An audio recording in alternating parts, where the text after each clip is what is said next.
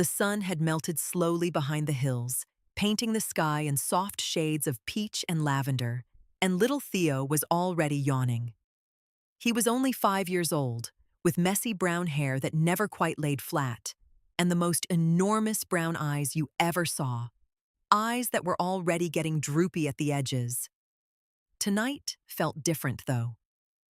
Tonight, instead of heading straight to bed, Theo found himself padding down a quiet hallway in his striped pajamas, carrying two very important things: his stuffed dinosaur, whose name was Rory, and a brand new pickleball paddle. Rory was a small green dinosaur with a round tummy, a friendly stitch smile, and a tiny purple crown sewn onto his head. Theo's best friend, Maya, had given Theo the pickleball paddle just that afternoon, wrapped up in crinkly yellow paper. It was bright blue with little silver stars on it, and it fit perfectly in Theo's small hands. Maya had whispered, "This paddle is magic, Theo. It gives you courage whenever you need it." Theo had laughed a little, but secretly he believed her. At the end of the hallway, a door stood slightly open, and a warm golden glow spilled through the crack. Theo pushed it open with one finger and gasped. Instead of the linen closet he expected, he stepped into the most wonderful place he had ever seen. A gymnastics gym, but not just any gymnastics gym. This one was enormous and magical, stretching up so high that the ceiling seemed to touch the stars. Colorful mats covered the floor in every shade of the rainbow: red, orange, yellow, green, blue, and violet, laid out like a patchwork quilt for a giant. Long ribbons of silk hung from the ceiling, twisting gently in a soft, warm breeze, shimmering in gold and pink and turquoise. Theo stood at the edge of the doorway, his mouth open, his eyes wide. "Whoa," he breathed. Rory, tucked under Theo's arm, seemed to look around with those little sewn-on eyes, and Theo could have sworn the dinosaur's stitch smile got just a tiny bit bigger. "Do you see this, Rory?" Theo whispered. The gym smelled like the inside of a birthday cake, sweet and warm and soft.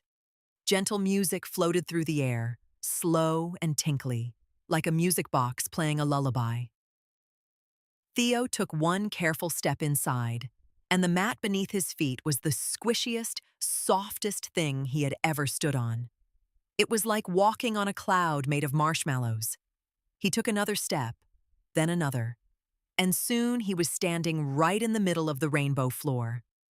But as wonderful as everything was, Theo noticed something ahead that made his tummy go a little fluttery. At the far end of the gym stood a balance beam, long and narrow and set just high enough off the ground to seem very, very tall to a 5-year-old boy. It gleamed softly under the warm golden lights, and Theo stared at it for a long time. He had always wanted to walk across a balance beam. He had watched the big kids do it at his gymnastics class, arms out wide, stepping one foot carefully in front of the other, looking like they were walking on air.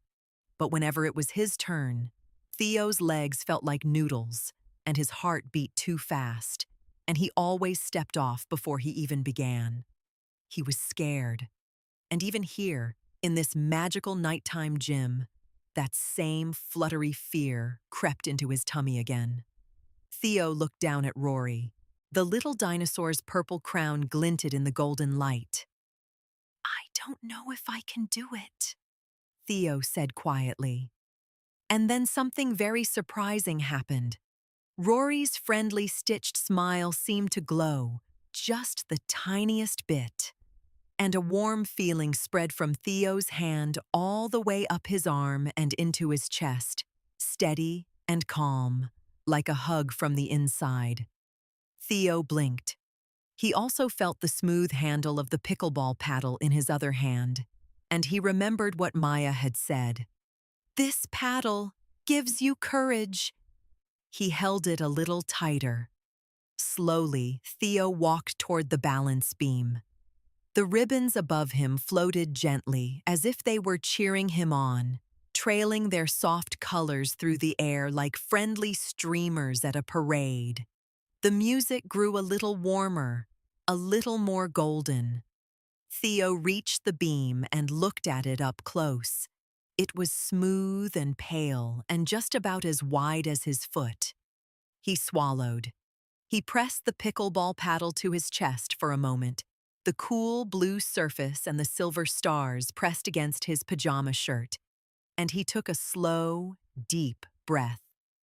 In through his nose, he smelled that sweet birthday cake air. Out through his mouth, long and steady. His tummy settled just a little. "Okay, Rory," Theo said, tucking the dinosaur more firmly under his arm. "We can do this together." He placed one foot on the beam. It was solid beneath him, steady and sure. He lifted his other foot.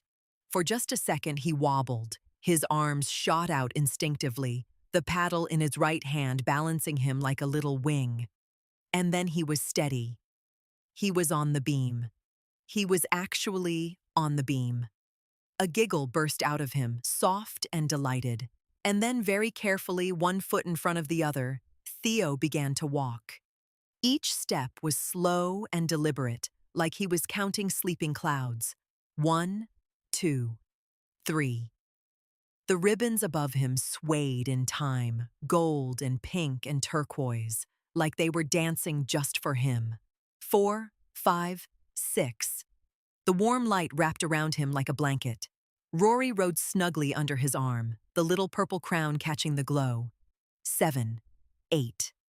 Theo's arms were wide, the paddle stretched out to one side, and he felt brave. Really, truly, wonderfully brave. Not like the fear had disappeared completely, because it hadn't. It was still there, small and fluttery. But the braveness was bigger.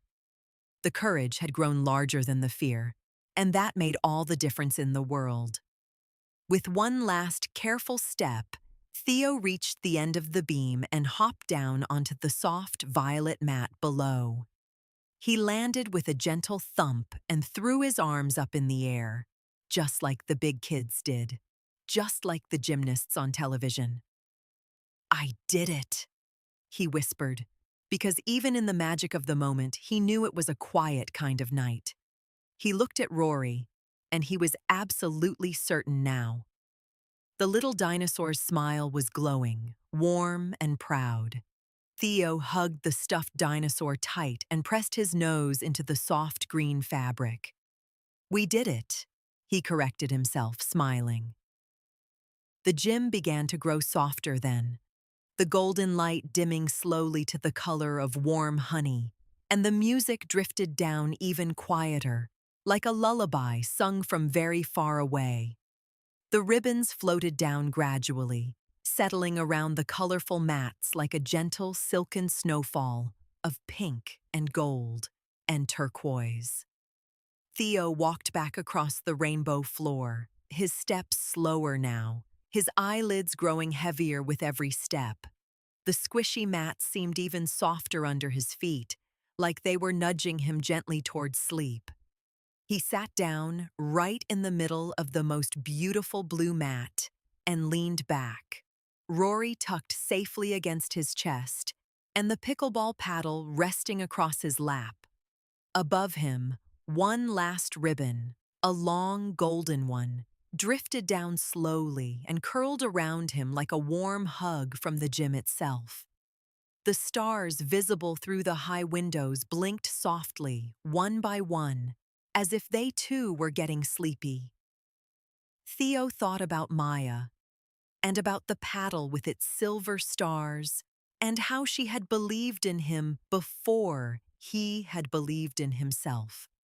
He thought about Rory, his brave little dinosaur friend who would guard his bedroom every single night, standing watch with that glowing, stitched smile and that tiny, purple crown. He thought about the beam, and his arms spread wide, and the moment the fear was smaller than the courage, a huge, slow yawn rolled through him from his toes all the way to the top of his messy brown hair. His eyes fluttered. The gym was so soft now, so warm, so perfectly quiet, just that distant lullaby and the gentle sigh of silken ribbons and the faint, sweet smell of birthday cake dissolving into the dreamiest kind of darkness. Theo's eyes closed. His breathing slowed. And with Rory held close and the paddle by his side, little brave Theo drifted off to the most peaceful, wonderful sleep.